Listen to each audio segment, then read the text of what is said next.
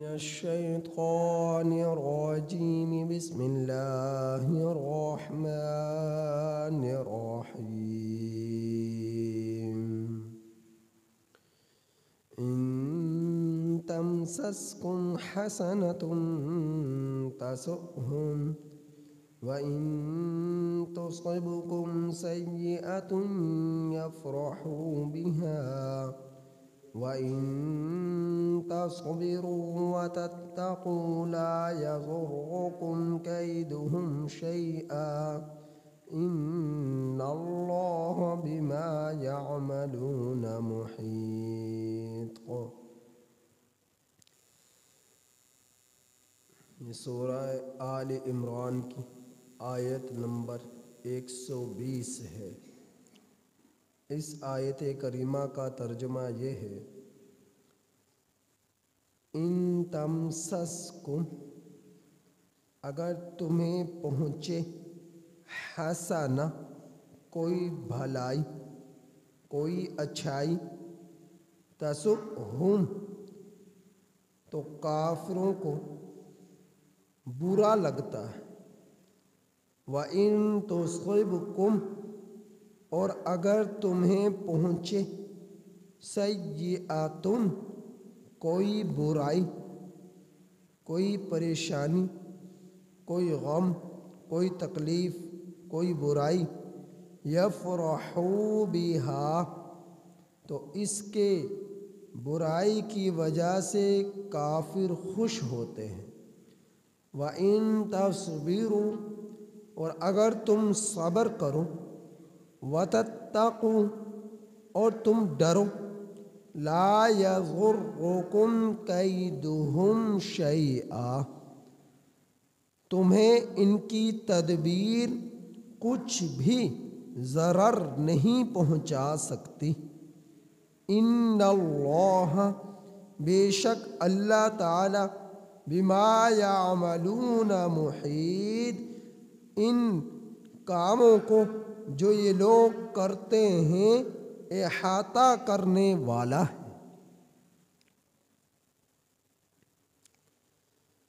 مسلمانوں کو کوئی بھلائی پہنچے، کوئی اچھائی پہنچے، طاقت پہنچے، خوشحالی پہنچے، تو کافر کے دل جلتے ہیں، یہودیوں کے، عیسائیوں کے، منافقین کے دل جلتے ہیں، تکلیف پہنچتی ہے کہ مسلمانوں کو اس قدر خوشحالیاں کیوں ملی، اور یہ کیوں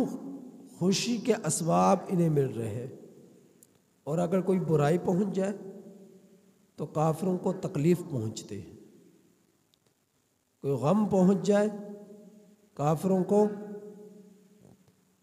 کافر لوگ خوش ہوتے ہیں، مسلمانوں کو جب کوئی تکلیف پہنچتی ہے، کوئی غم پہنچتا ہے، تو پھر وہ خوش ہوتے ہیں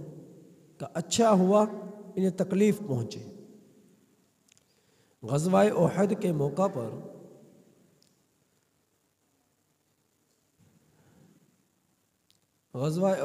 موقع پر ایک ایسا واقعہ پیش آیا کہ جس کی وجہ سے تمام مسلمان پریشان ہیں، غمگین ہیں، اور دکھ کا عالم ہے کہ خبر مشہور ہو گئی کہ ان محمد صلی اللہ علیہ وسلم قد قتل، کہ نبی کریم صلی اللہ علیہ وسلم کو شہید کر دیا گیا۔ بس یہ بات جب غزوہ احد میں مشہور ہوئی تو تمام صحابہ اکرام پریشان ہیں، غمگین ہیں، پریشانی کا عالم ہے۔ حضرت انس بن نضر رضی اللہ تعالی عنہ نے دیکھا کہ اللہ کے حضرت فاروق اعظم رضی اللہ تعالی عنہ ایک چٹان سے ٹیک لگائے ہوئے اور پریشان کھڑے، پوچھا عمر کیا بات ہے، کیوں پریشان ہو؟ کہنے لگے کہ عمر کی کمر ٹوٹ گئی۔ تو کہا کیا آپ نے مرہم پٹی نہیں کی؟ تو نبی حضرت عمر فاروق رضی اللہ تعالیٰ عنہ نے فرمایا کہ اس طرح کی کمر نہیں ٹوٹی کہ جس کی بنا پر پٹی کرنی پڑے، بلکہ کہ آپ نے یہ خبر نہیں سنی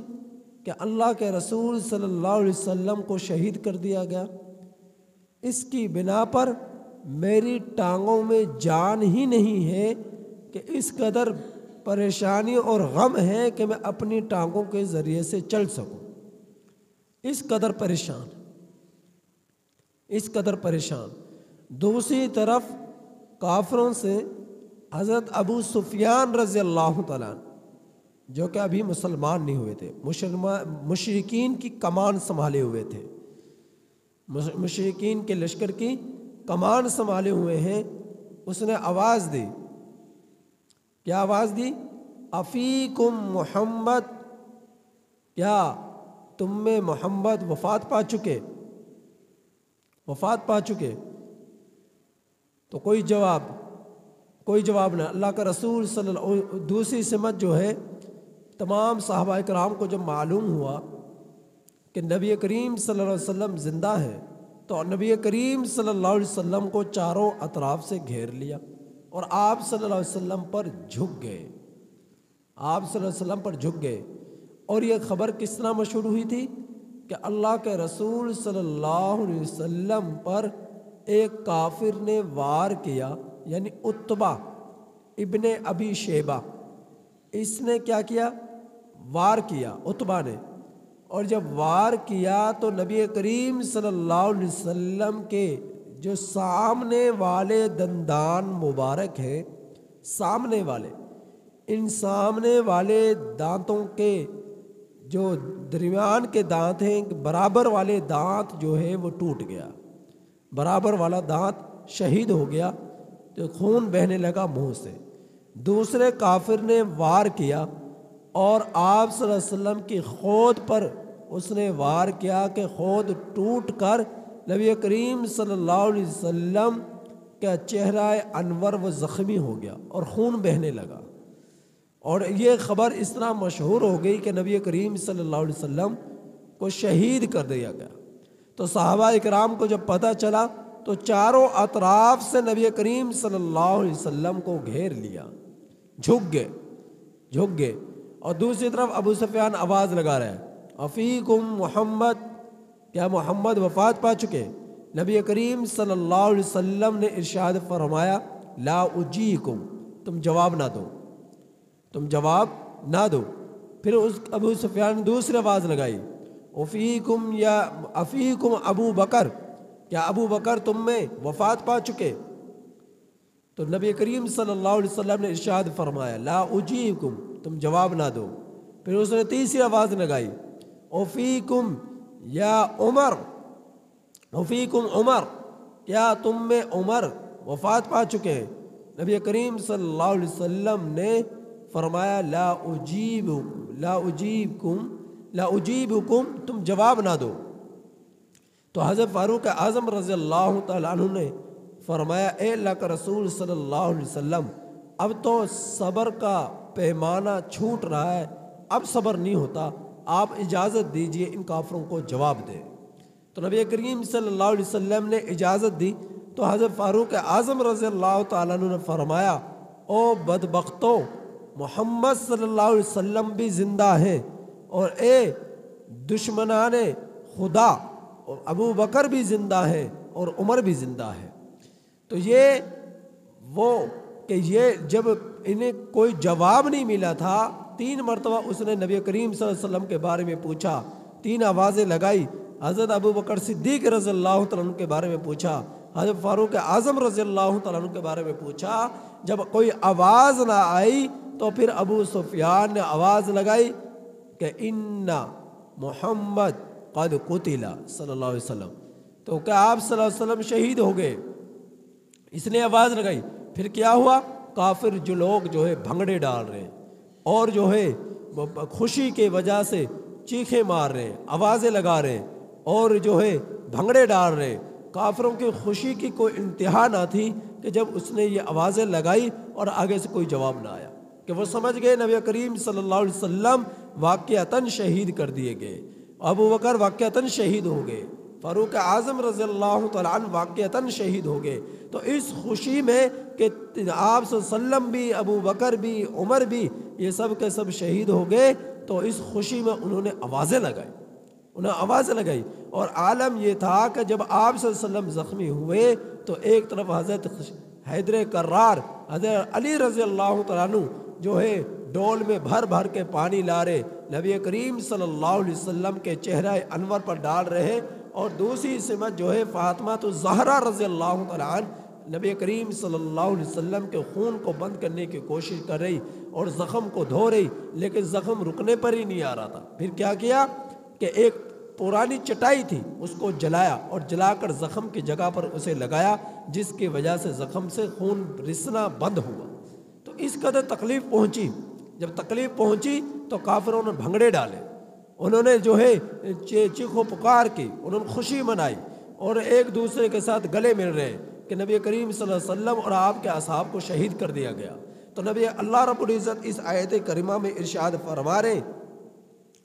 کہ جب تمہیں کوئی خوشحالی پہنچتی ہے تو کافر لوگ جو ہے، یہودی جو ہے، منافقین جو ہے، یہ جو کیا ہوتا ہے، ان کا حال کیا ہوتا ہے، یہ غمگین ہو جاتے ہیں، یہ پریشان ہو جاتے ہیں۔ اور جب تمہیں کوئی خوشحالی پہنچتی ہے، کوئی خوشی پہنچتی ہے تو یہ غمگین ہو جاتے ہیں، اور جب کوئی پریشانی پہنچتی ہے، غم پہنچتا ہے تو یہ خوش ہوتے ہیں۔ جس طرح کہ نبی کریم صلی اللہ علیہ وسلم کی شہادت کی خبر مشہور ہوئی تو یہ لوگ بھنگڑے ڈال رہے اور خوشیاں منا رہے۔ تو اللہ رب العزت نے فرمایا کہ اگر تمہیں زخم پہنچے ہیں، تمہیں تکلیف پہنچی ہے، تو پھر کیا ہے، تم صبر کرو وَتَتَّقُوا، اور تم ڈرتے رہو۔ جب تمہارے اندر صبر آئے گا اور تمہارے اندر تقوی آئے گا تو کافروں کی کچھ بھی ذرا بھر بھی تدابیر تمہارا ضرر نہیں کر سکتی، تمہیں نقصان نہیں پہنچا سکتی، تمہیں تکلیف نہیں دے سکتی، بشرطے کہ تم صبر کرو، بشرطے کہ تم تقوی اختیار کرو۔ اور اللہ تعالیٰ ان کافروں کے اعمال کی ان اللہ بما یعملون محیط، بے شک اللہ تعالیٰ ان کافروں کے اعمال کا احاطہ کرنے والا ہے۔ یہ کو جو کچھ بھی کر رہے ہیں، مسلمانوں کو، اللہ کے رسول صلی اللہ علیہ وسلم کو تکلیف پہنچا رہے، پریشان کر رہے، تو فرمایا کہ اللہ تعالیٰ کے علم میں ہے ان کی ساری بری حرکات اور سارے ان کے منصوبے، ساری کی ساری ان کی سازشیں اور سارے کی ساری ان کی برائیاں اللہ رب العزت کے علم میں ہے، اور اللہ رب العزت کل قیامت کے دن اس کی ان کو سزا دے گا۔ اللہ تعالیٰ ان کے اعمال کا احاطہ کرنے والا ہے۔ تو مسلمان کو کسی دور میں بھی اگر تکلیف پہنچے، پریشانی ہو، تو کبھی صبر کے دامن کو نہ چھوڑے، کبھی تقوی کو اپنے ہاتھ سے نہ جانے دے، ان کو مضبوطی سے پکڑے۔ تو صبر اور تقوی پر اللہ کی مدد کی نوید ملی ہے، صبر اور تقوی پر اللہ کی طرف سے بشارتیں ملی ہے، صبر اور تقوی پر اللہ رب العزت کی رضاعت کی خوشنودگی ملی ہے۔ تو اس وجہ سے مسلمانوں کو اگر تکلیف پہنچتی ہے تو دنیا میں بھی اللہ رب العزت اس کے صبر کر لینے کے بنا پر نوازتے ہیں، اور اس تکلیف کو خوشی میں تبدیل فرماتے ہیں، اور آخرت میں بھی اس تکلیف کے پہنچنے کی بنا پر اجر عظیم عطا فرماتے ہیں۔ تو اس آیت کریمہ میں مسلمان کو تکلیف پر کافروں کی خوشی کا ذکر ہوا، اور مسلمانوں کی جو ہے خوشحالی پر کافروں کے غمگین ہونے کا ذکر ہوا۔ اگلی آیت کریمہ میں اللہ رب العزت نے